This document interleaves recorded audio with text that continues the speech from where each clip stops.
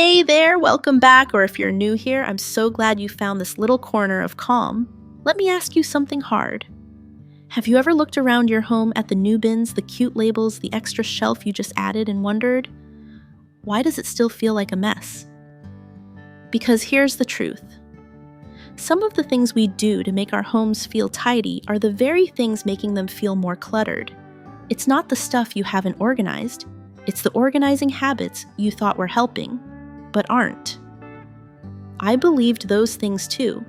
I bought the solutions, I followed the systems, I filled every corner with storage. But what I didn't realize was that I was building a prettier version of the same chaos.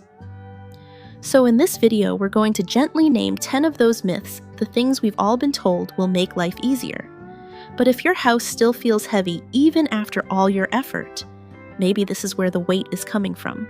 And if any of this sounds a little too familiar, you're in good company. Let's walk through it together. Let's start with the first myth, and honestly, one I fell into for years.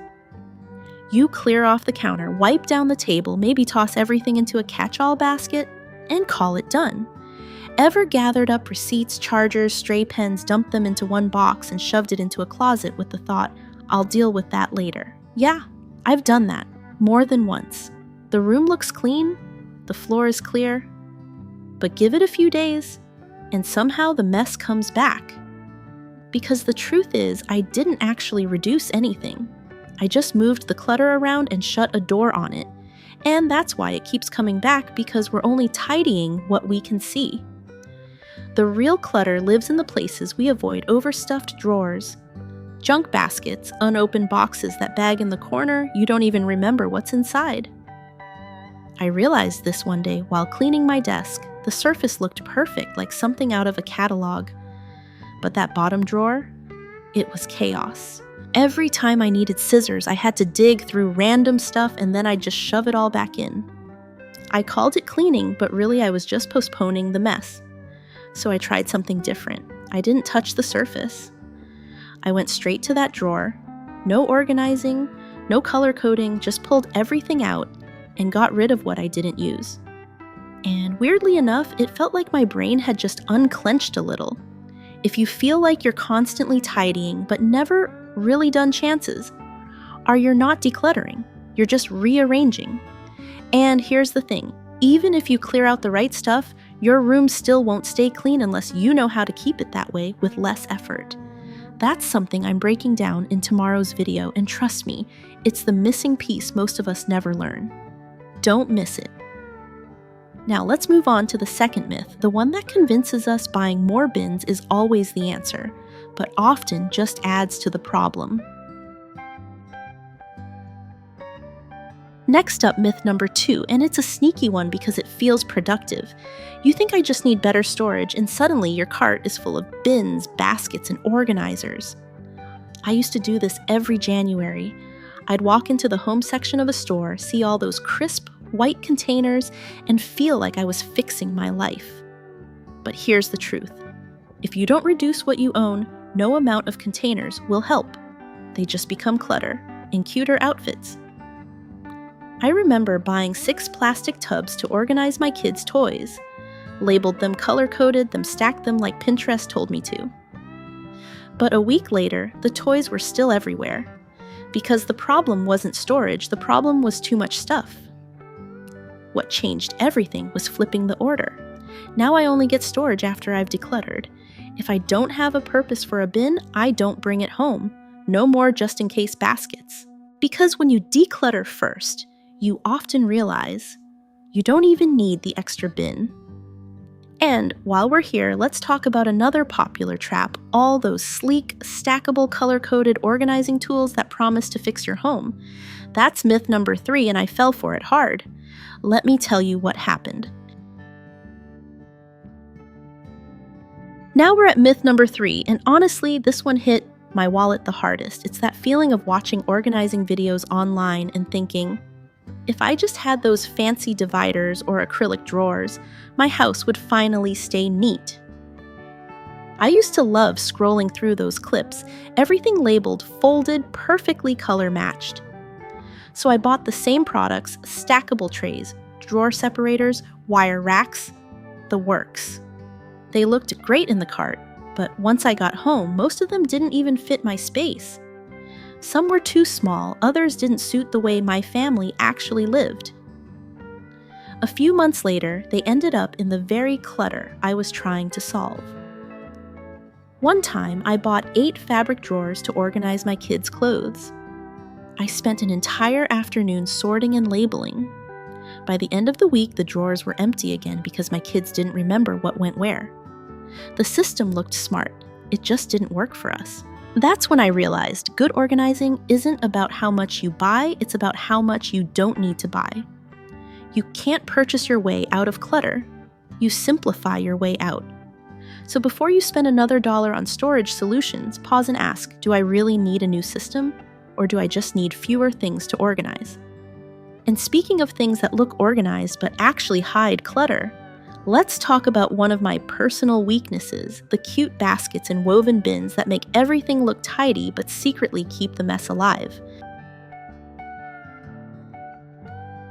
Let's talk about myth number 4, and it's one most of us fall into without even realizing. Because almost every home has it. That one soft, pretty basket in the living room. Maybe 2, maybe 5.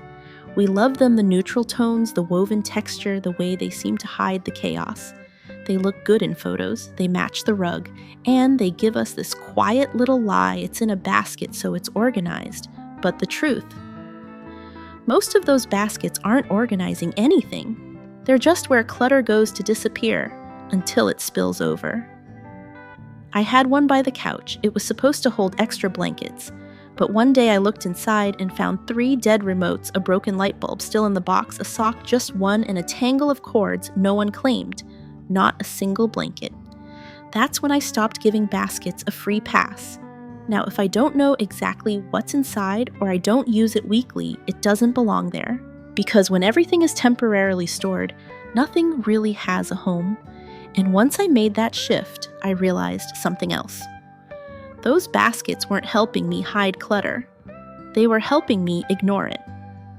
Next, let's look at another thing we all think is helping, but might be quietly adding to the visual noise in our home: low, open shelving. Let's move on to myth number 5, and this one feels logical at first. If it's easier to reach, it's easier to keep tidy, right?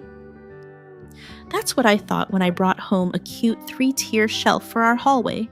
It was supposed to be practical, a place for keys, outgoing mail, maybe a basket for hats. But within a week, it turned into a dump zone. Bags, toys, receipts, half-finished snacks, anything in someone's hand got dropped right there.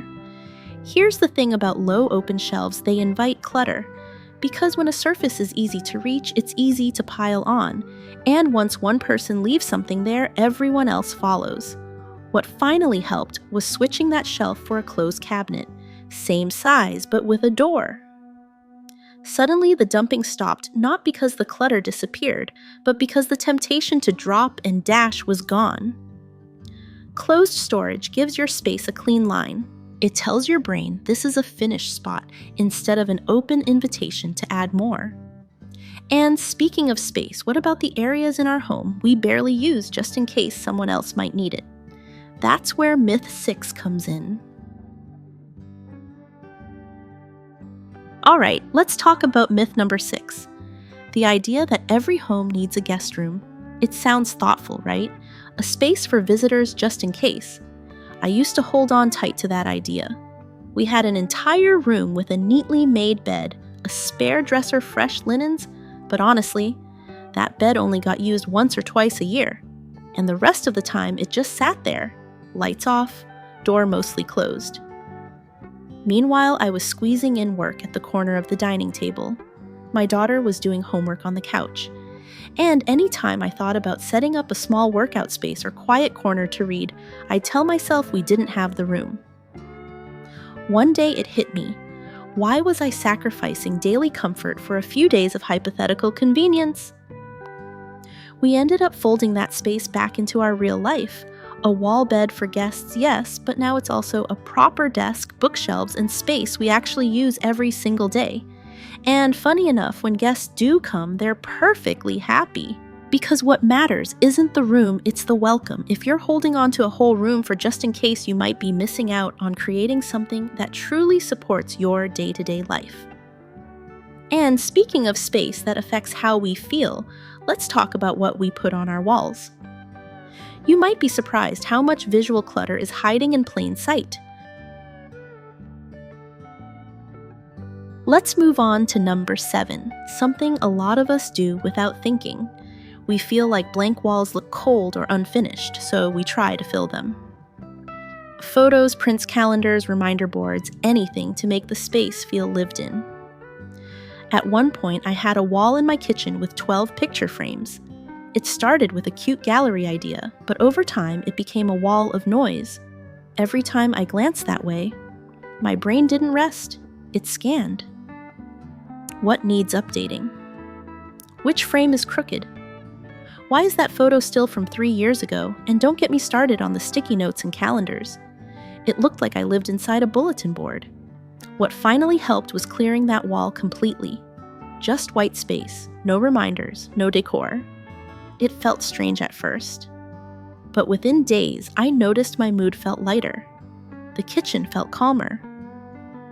We underestimate how much visual clutter can affect our mental load.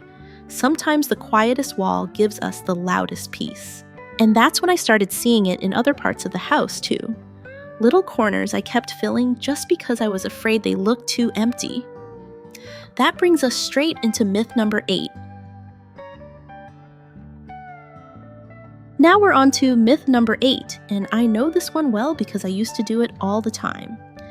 You walk by a quiet corner in the house and think, "This looks empty. I should put something here."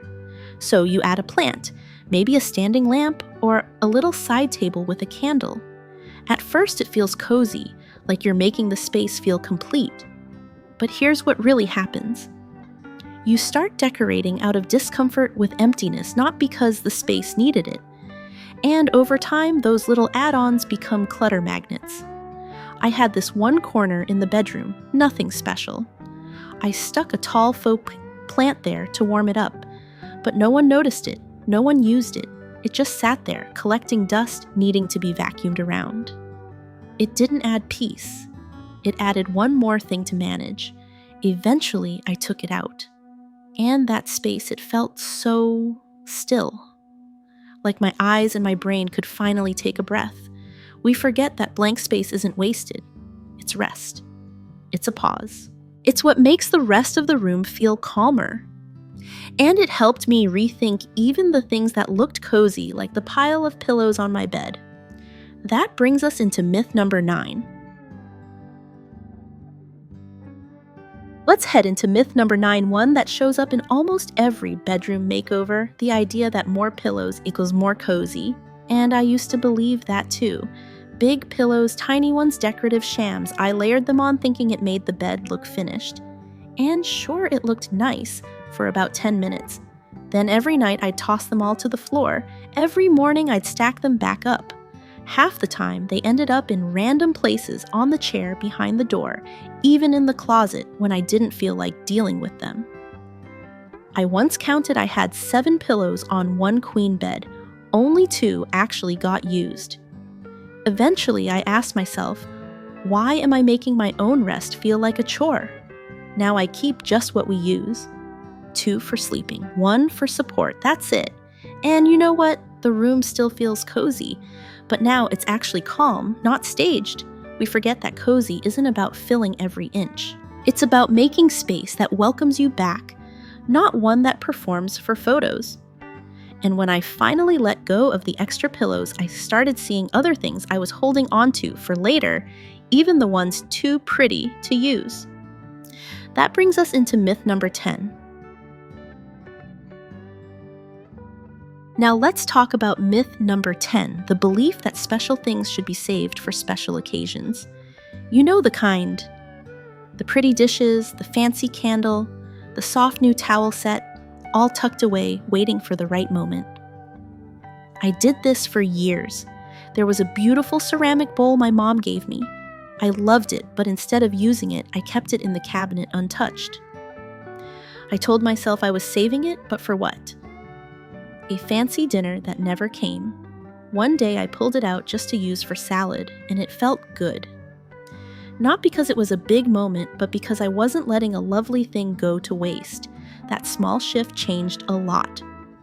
Now I either use the nice things or I let them go. If it's beautiful but doesn't fit our life, I pass it on to someone who will use it. No more museum pieces in the back of my cabinets.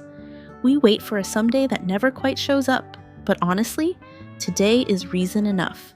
Because when we let go of the things we're not really living with, we make space for what actually supports us every single day.